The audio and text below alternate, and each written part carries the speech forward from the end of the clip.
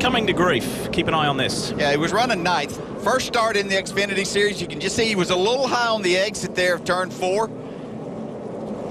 Does a good job of keeping it out of the inside wall for a good while, but a little damage there. Tough place to come with no practice. It really is, and that's what, as unfortunate as it may sound, what the Xfinity Series is for. A young man like Ben Rhodes, he just learned that how tough this racetrack can be. We knew we had a competition coming, a competition yellow coming. No one was really around him. That one was just lost control. Gates open. Caution's out, caution's out. Oh, yeah. Caution's out. Whoa, we just hit the wall. What happened there? Boy, that's a hard hit. Yeah, but that tire popped right there, so he ran over something on the racetrack. So this is Dakota Armstrong down. You can see him heading to the grass. Ross Chastain up on the high side up into the wall. Didn't quite see the beginning of that, though. It looks like it has all the makings of a pass trying to happen with Dakota Armstrong on the inside. Gets a little loose beside that car. Oh, that tire pop, and that's what keeps a crew chief up at night, probably a driver as well. When we talk about a championship run, too hard, got into the wall, but what a bounce back from their team. Currently running, we have a hard crash on the backstretch. The 14 of Cale Conley. Heavy contact. And it looked like the 15 of Stanton Barrett as well involved. DJ, that's a Dover wreck if I've ever seen one. There's no clear. Let's see. Well, we have the 15 getting sideways, and then Cale Conley just in the wrong place at the wrong time, unfortunately. And this is going to be a hard hit because I think I know where Cale Conley's going to end up. I've seen this play before. This inside wall. Ooh. Yeah, there's safer barrier there now, which is a great move that the Speedway did and NASCAR mandating that happened. So certainly not as hard as it was, but still a hard lick. Now, Lee, what do?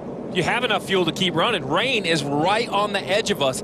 As a crew chief, you're Kyle Busch's crew chief. You probably need some tires, fuel and tires, if you're going to continue this race. But if you're farther down, are you going to stay out and think it might start raining under the caution? We saw this. David Rudiman years back wins the Coca-Cola 600 by not doing anything. By staying on the racetrack, that same opportunity perhaps could present itself today. This is going to be a line in the sand for a lot of these race teams. Yeah, there's no reason for someone, Jeremy Clements back in 15th spot or Brendan Gaughan back in 17th, still in the lead lap. No reason for them to pit until they know this race is going to go back to green. If I'm Ben Rhodes' crew chief Dave Ellens, perhaps I stay out to see if it rains. If it doesn't rain, I could come in. I do lose my track position, but I could take a little more time fixing the body, getting ready for that last 90-lap run to the checker. So, Mr. Daytona 500 winning crew chief. Male off into the corner, got trouble up in turn 4. Oh, and there goes Theriault hard into the wall. And that's Reddick in the 19 that had the problem that kicked it all off with Theriault as he comes grinding to a halt on the front straightaway after a huge, heavy impact here on the front stretch. Man, that was terrible. I think Reddick got loose up high on the turn and came down and clipped his teammate. Watch as he comes through here. There's Reddick high in turn 4, loose. Just about has his truck saved, and along comes Theriault. Look at that right front tire. Yeah, really nothing Austin could do. At all. And Tyler Reddick, he was just fighting to regain control of his truck. I don't know. We didn't see if anything maybe clipped Reddick and sent him sliding sideways. We just caught it as he was up there fighting for control of that truck. Saw him doing an amazing job hanging on to it. See Jennings down on the bottom. He went up way high. Now, we haven't seen a whole lot of people run up that high. You see the dirt. Here comes Austin just trying to get by on the inside. Again, Reddick's just trying to regain control after being sideways up against the outside wall. And with the problems that the 63 truck was having. Oh, that's so scary. It's such a sick feeling for Tyler watching his teammate turns an hour down into these corners. Looks like Austin's getting out. What a great sight that is right there now. Oh, no, his bell's rung, but it's great. He hit it a ton. See that he's been able to communicate with the safety workers. And John Hunter charges back on the bottom. Vince, how about the 98 of Sauter? Oh, he crashed. Together they go. John Hunter Nemechek gets loose on the bottom, slides up into Sauter, and around they go. We saw the same thing happen in Gateway earlier this year to Matt Crafton. John.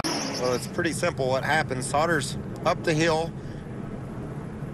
Nemechek gets loose and wanders up into him. He just needs more space when he gets loose. He can't turn the steering wheel. He knows he's going to lose the back end. He moves up the racetrack, unfortunately, into the 98 of Johnny Sauter. Here's another view. What a great angle this will be. You can see John Hunter tries to hook that bottom, but the truck wanders up right there, and they make contact. Just a couple of bobbles, and then the collision.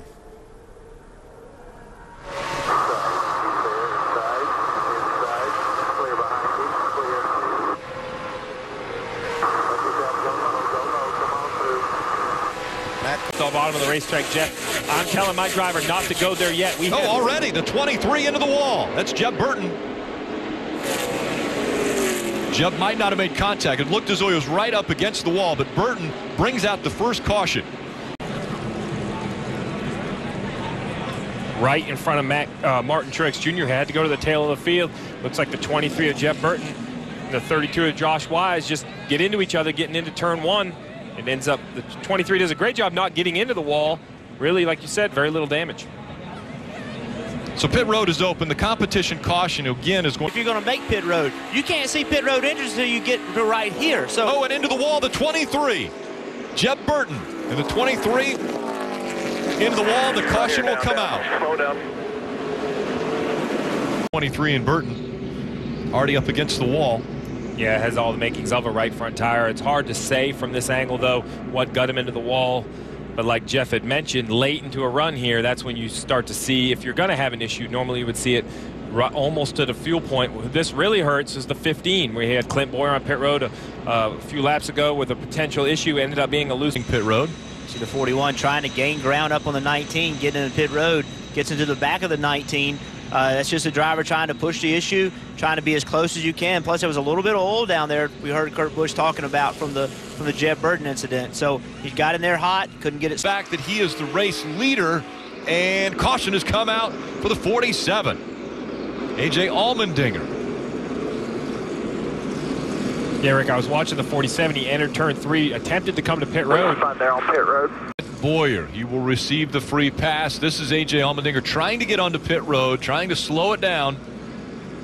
Well, that's a bad feeling. Door side to the oncoming traffic, moving up onto the racetrack. That is not a good feeling. And Steve, as a crew chief, we have 89 laps to go. You had said earlier, 80 to 85 was our pit window. We're just outside of that. Will someone try to stretch it? Oh, I think they're all going to have to try to stretch it, because I believe. Say how loose this race car was. It was a handful, and a big handful for the 34 car, Rick. Brett Moffitt up against the wall will bring the caution out. This could be big for Dale Earnhardt Jr. You see him up in front. And by the way, that's up in front of race leader Kevin Harvick. Oh, that's a big hit. Bernie, watch him. Stay low. Stay low.